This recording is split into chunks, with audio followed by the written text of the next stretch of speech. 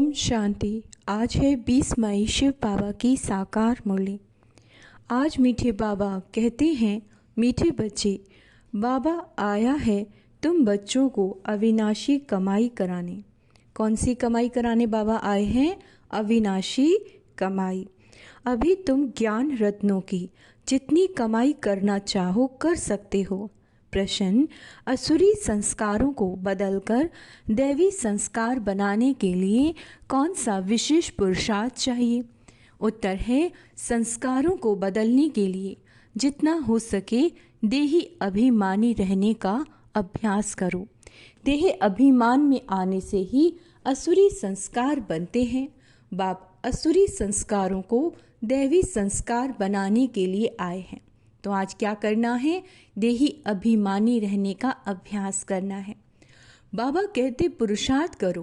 पहले मैं देही आत्मा हूँ, मैं देही आत्मा हूँ, पीछे ये शरीर है। गीत है तूने रात गवाई सोए के, है ना, और दिवस गवाया खाए के। ओम शांति। यह गीत तो बच्चों ने बहुत बार सुने। रूहानी बच्चों प्रति रूहानी बाप सावधानी देते रहते हैं कि इस समय खोने का नहीं। ये जो टाइम है, ये जो समय है, ये खोने का नहीं है। ये समय बहुत भारी कमाई करने का है। कमाई कराने के लिए ही बाप आया हुआ है। अच्छा, कमाई भी अता है। जिसको जितनी कमाई करनी हो उतनी कर सकते हो। ये है अविनाशी ज्ञान रत्नों से झोली भरने की कमाई। ये है भविष्य के लिए, वह है भक्ति और ये है ज्ञान। मनुष्य ये नहीं जानते कि भक्ति तब शुरू होती है जब रावण राज्य शुरू होता है, फिर ज्ञान तब शुरू होता है जब बाप आकर राम राज्य स्थापन करते हैं। ज्ञान है ही नई दुनिया के लिए, ज्ञान है नई दुनिया के लिए, भक्ति है पुरानी दुनिया के लिए। अब बाप कहते हैं पहले तो अपने को देही यानी आत्मा समझना है। तुम बच्चों की बुद्धि में है हम पहले आत्मा पीछे शरीर हैं, परंतु ड्रामा प्लान अनुसार मनुष्य सब रॉन्ग हो गए हैं, इसीलिए उल्टा समझ लिया। तो पहले हम देह हैं फिर देही हैं। बाप कहते हैं यह तो विनाशी है। ये जो शरीर है ये विनाशी है, इसको तुम लेते हो और छोड़ते हो। संस्कार आत्मा में रहते हैं। देह अभिमान में आने से संस्कार असुरी बन जाते हैं। फिर असुरी संस्कारों को दैवी संस्कार बनाने के लिए बाप को आना पड़ता है। ये सारी रचना उस एक रचता बाप की है। उनको सब फादर कहते हैं, जैसे लौकिक बाप को भी फादर ही कहा जाता है। बाबा और मम्मा ये दोनों अक्षर बहुत मीठे हैं। बाबा और मम्मा ये दोनों अक्षर बहुत मीठे हैं।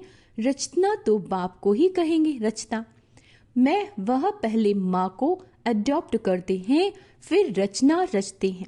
बेहद का बाप भी कहते हैं कि मैं आकर इनमें प्रवेश करता हूँ। इनका नाम बाला है, कहते भी हैं भागीरथ। मनुष्यों का ही चित्र दिखाते हैं, कोई बैल आदि नहीं। भागीरथ मनुष्यों का तन है, मनुष्य का। बाप ही आकर बच्चों को अपना परिचय देते हैं। तुम हमेशा कहो हम बाप दादा के पास जाते हैं। सिर्फ बाप कहेंगे तो वह निराकार हो जाता है। निराकार बाप के पास तो तब जा सकते हैं जब शरीर छोड़े, ऐसे तो कोई भी जा नहीं सकते। यह नॉलेज बाप ही देते हैं। यह नॉलेज है भी बाप के पास है। अविनाशी ज्ञान रत्नों का खजाना। बाप है ज्ञान रत्नों का सागर। बाबा क्या है? ज्ञान रत्नों का सागर। पानी की बात नहीं, ज्ञान रत्नों का भंडार। उनमें नॉलेज है। नॉलेज पानी को नहीं कहा जाता। जैसे मनुष्य को बैरिस्टर, डॉक्टरी आदि की नॉलेज होती है, यह भी नॉलेज है। इस नॉलेज के लिए ही ऋषि मुनि आदि सब कहते हैं कि रचता और रचना के आदि मध्य अंत की नॉलेज हम नहीं जानते। वह तो एक रचता ही जाने। झाड़ का बीज रूप भी वही है। सृष्टि के आदि मध्य अंत की नॉलेज उसमें है। वह जब आए तब सुनाए। अभी तुमको नॉलेज मिली है तो तुम इस नॉलेज से देवता बनते हो। नॉलेज पाकर फिर प्रारब्ध पाते हो। वहाँ फिर इस नॉलेज की बाबा कहते दरकार नहीं रहेगी। ऐसे नहीं कि देवताओं में ये ज्ञान नहीं तो अज्ञानी है, बाबा कहते नहीं, वो तो इस नॉलेज से पद प्राप्त कर लेते हैं। बाप को पुकारते ही हैं कि बाबा आओ, हम पतित से पावन कैसे बने, उसके लिए रास्ता अथवा नॉलेज बताओ, क्योंकि जानते नहीं। अभी तुम जानते हो हम आत्माएं शांति धाम से आई हैं। कहाँ से आए हम? शांति धाम से। वहाँ आत्माएं शांति में रहती हैं। यहाँ आए हैं पाठ बजाने। ये पुरानी दुनिया है तो जरूर नई दुनिया थी पहले। वह कब थी, कौन राज्य करते थे? बाबा कहते कोई नहीं जानते, तुमने अभी बाप द्वारा जाना है। बाप है ही ज्ञान का सागर, सदगति दाता। उनको ही पुकारते हैं कि बाबा आकर हमारे दुख हरो, सुख शांति दो। आत्मा जानती है परंतु तमो प्रधान हो गई है, इसीलिए फिर से बाप आकर परिचय दे रहे हैं। मनुष्य न आत्मा को न परमात्मा को जानते। आत्मा को ज्ञान ही नहीं जो परमात्म अभिमानी बने। आगे तुम भी नहीं जानते थे। बाबा क्या कहते हैं? तुम भी नहीं जानते थे, अभी ज्ञान मिला है तो समझते हैं। बरोबर सूरत मनुष्यों की थी और सीरत बंदर की थी। बाबा कहते अभी बाप ने नॉलेज दी तो हम भी नॉलेजफुल बन गए हैं। रचना और रचना का ज्ञान मिला। बाबा कहते तुम जानते हो हमको भगवान पढ़ाते हैं तो कितना नशा रहना चाहिए। बाबा है ज्ञान का सागर, उनमें बेहद का ज्ञान है। तुम किसके पास भी जाओ, सृष्टि के आदि मध्य अंत का ज्ञान तो क्या, परंतु हम आत्मा क्या चीज है वह भी नहीं जानते। बाप को याद भी करते हैं, दुख हरता सुख करता, फिर भी ईश्वर सर्वव्यापी कह देते हैं। बाप कहते हैं ड्रामा अनुसार उन्हों का भी कोई दोष नहीं। माया बिल्कुल ही तुच्छ बुद्धि बना देती है। कीड़े को फिर गंध में ही सुख भासता है। कीड़ों को बाबा कहते गंध में ही सुख भासता है। बाप आते हैं गंध से निकालने। मनुष्य दलदल में फंसे हुए हैं, ज्ञान का पता ही नहीं तो क्या करें। दुब्बन में फंसे पड़े हैं, फिर उनको निकालना ही मुश्किल हो जाता है। निकालकर आधा पौना तक ले जाओ, फिर भी हाथ छुड़ाए गिर पड़ते हैं। कोई बच्चे औरों को ज्ञान देते देते स्वयं ही माया का थप्पड़ खा लेते हैं, क्योंकि बाप के डायरेक्शन के विरुद्ध कार्य कर लेते हैं। दूसरों को निकालने की कोशिश करते हैं और खुद गिर पड़ते हैं। फिर उनको निकालने में कितनी मेहनत हो जाती है, क्योंकि माया से हार खा जाते हैं। उनको अपना पाप ही अंदर खाता है। माया की लड़ाई है ना। अभी तुम युद्ध के मैदान पर हो, वह है बाहुबल से लड़ने वाली हिंसक सेनाएं। तुम हो अहिंसक, तुम राज्य लेते हो अहिंसा से। हिंसा दो प्रकार की होती है ना, एक है काम कटारी चलाना और दूसरी हिंसा है किसी को मारना पीटना। तुम अभी डबल अहिंसक बनते हो। यह ज्ञान बल की लड़ाई कोई नहीं जानते। अहिंसा किसको कहा जाता है ये कोई नहीं जानते। भक्ति मार्ग की सामग्री कितनी भारी है, गाते भी हैं पतित पावन आओ, परंतु मैं कैसे आकर पावन बनाता हूँ ये कोई भी नहीं जानते। गीता में ही भूल कर दी है जो मनुष्यों को भगवान कह दिया। बाबा कहते शास्त्र मनुष्यों ने ही बनाए हैं, मनुष्य ही पढ़ते हैं। देवताओं को तो शास्त्र पढ़ने की दरकार नहीं, वहाँ कोई शास्त्र नहीं होते। ज्ञान भक्ति पीछे है वैराग्य। अच्छा, किसका वैराग्य? भक्ति का। पुरानी दुनिया का वैराग्य, पुराने शरीर का वैराग्य। बाप कहते हैं इन आंखों से जो कुछ देखते हो वो नहीं रहेगा।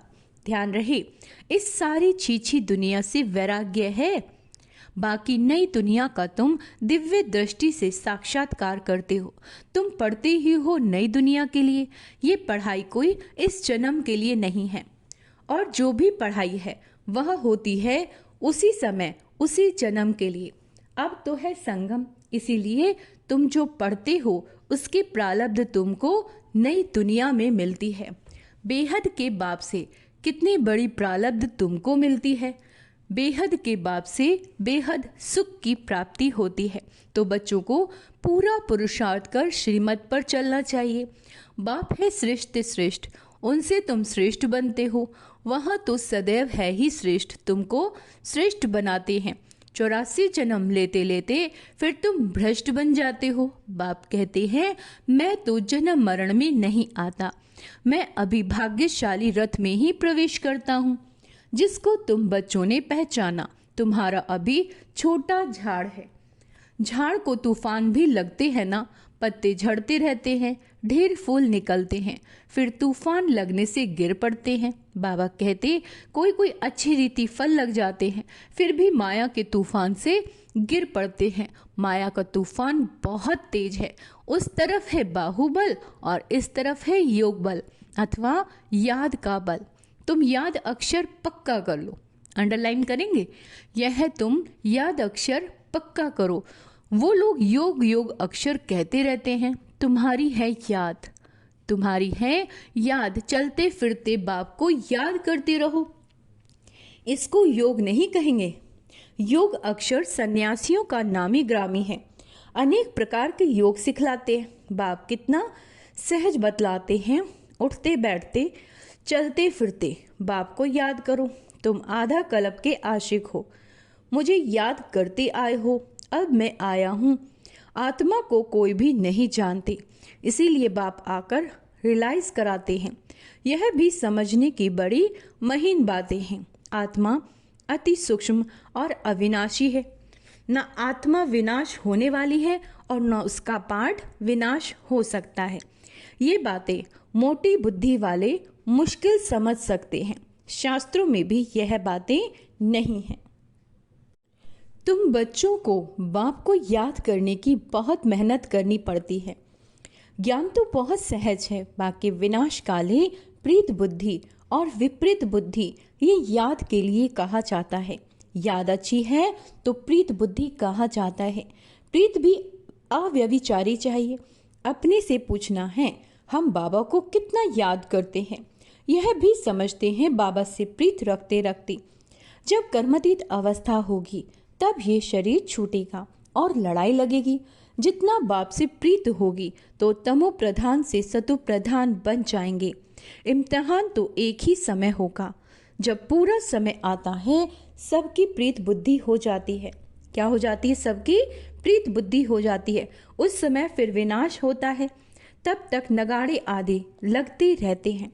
विलायत वाले भी समझते हैं अभी मौत सामने है, कोई प्रेरक है जो हमसे बॉम्ब्स बनवाते हैं, परंतु वह कर क्या सकते हैं, ड्रामा में नूंद है ना।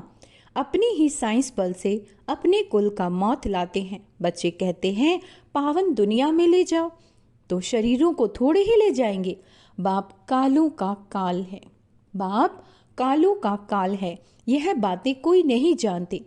गाया हुआ है मरुआ मौत मल्लू का शिकार, वह कहते विनाश बंद हो जाए, शांति हो जाए। अरे विनाश बिना सुख शांति कैसे स्थापन होगी, इसलिए चक्र पर जरूर समझाओ। अभी स्वर्ग के गेट खुल रहे हैं। बाबा ने कहा इस पर भी एक पुस्तक छपवाओ, गेट वे टू शांति धाम सुख धाम।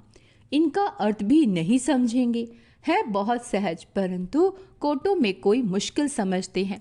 तुमको प्रदर्शनी आदि में कभी दिल शिकस्त नहीं होना चाहिए। प्रजा तो बनती है ना, मंजिल बड़ी है, मेहनत लगती है, उसमें बहुत फेल होते हैं। याद भी अव्यभिचारी चाहिए। माया घड़ी घड़ी भुला देती है। मेहनत बिगर थोड़े ही कोई विश्व का मालिक बन सकते हैं। पूरा पुरुषार्थ करना चाहिए। हम सुखधाम के मालिक थे, अनेक बार चक्र लगाया। अब बाप को याद करना। माया बहुत विघन डालती है। बाप के पास सर्विस के भी समाचार आते हैं। आज विद्युत मंडली को समझाया, आज ये किया। ड्रामा अनुसार माताओं का नाम बाला होना है। तुम बच्चों को ये ख्याल रखना है, माताओं को आगे रखना है। यह है चैतन्य दिलवाड़ा मंदिर। तुम चैतन्य में बन रहे हो, फिर तुम राज्य करते रहेंगे। भक्ति मार्ग के मंदिर आदि रहेंगे नहीं। अच्छा, मीठे मीठे सिके लदे बच्चों प्रति माता पिता बाप दादा का याद प्यार और गुड मॉर्निंग, रूहानी बाप के रूहानी बच्चों को नमस्ते। हम रूहानी बच्चों की रूहानी माता पिता बाप दादा को याद प्यार गुड मॉर्निंग। नमस्ते मीठे बाबा, शुक्रिया बाबा, शुक्रिया। धारणा के लिए मुख्य सार, एक बाप से अव्यभिचारी प्रीत रखते हुए कर्मातीत अवस्था को पाना है। कर्मातीत कैसे होगी अवस्था? सिर्फ बाबा से ही प्रीत होनी चाहिए। इस पुरानी देह और पुरानी दुनिया से बेहद का वैराग्य हो। कोई भी कर्तव्य बाप के डायरेक्शन के विरुद्ध नहीं करना। युद्ध के मैदान में कभी भी हार नहीं खानी। डबल अहिंसक बनना है। क्या बनना है? डबल अहिंसक, कभी हार नहीं खानी है। आज का वरदान है शुभ भावना से सेवा करने वाले, शुभ भावना से सेवा करने वाले बाप समान अपकारियों पर भी उपकार करने वाले। जैसे बाप अपकारियों पर उपकार करते हैं, ऐसे आपके सामने कैसी भी आत्मा हो, लेकिन अपने रहम की वृत्ति शुभ भावना से उसे परिवर्तन कर दो। यही है सच्ची सेवा। जैसे साइंस वाले रेत में भी खेत पैदा कर देते हैं, ऐसे साइलेंस की शक्ति से रहम दिल बन अपकारियों पर भी उपकार कर धरनी को परिवर्तन करो। स्वयं परिवर्तन से, शुभ भावना से कैसी भी आत्मा परिवर्तन हो जाएगी, क्योंकि शुभ भावना सफलता अवश्य दिलाती है। स्लोगन, ज्ञान का सिमरन करना ही सदा हर्षित रहने का आधार है। अगर ज्ञान का सिमरन करते रहेंगे, अव्यक्त इशारे, रूहानी रॉयल्टी और प्योरिटी की पर्सनैलिटी धारण करो। आज ब्राह्मणों जैसी रूहानी पर्सनैलिटी सारे कल्प में और किसी की भी नहीं, क्योंकि आप सबकी पर्सनैलिटी बनाने वाला ऊंचे ते उच्च स्वयं परम आत्मा है। आपकी सबसे बड़ी ते बड़ी पर्सनैलिटी है स्वप्न और संकल्प में भी संपूर्ण प्योरिटी। क्या है हम बच्चों की पर्सनैलिटी? स्वप्न और संकल्प में भी संपूर्ण प्योरिटी, यानी पॉजिटिव विचार। इस प्योरिटी के साथ साथ चेहरे और चलन में रूहानियत की भी पर्सनैलिटी है। आपकी इस पर्सनैलिटी से सदा में सदा स्थित रहो तो सेवा सदा स्वतः होती रहेगी। अच्छा, ओम शांति। तो आज का समान अभ्यास क्या करना है? मैं बाप समान अपकारियों पर भी उपकार करने वाली आत्मा हूँ। और क्या करना है? अपने आत्मिक स्वरूप का अभ्यास करना है और ज्ञान का सिमरन करना है। अच्छा, ओम शांति।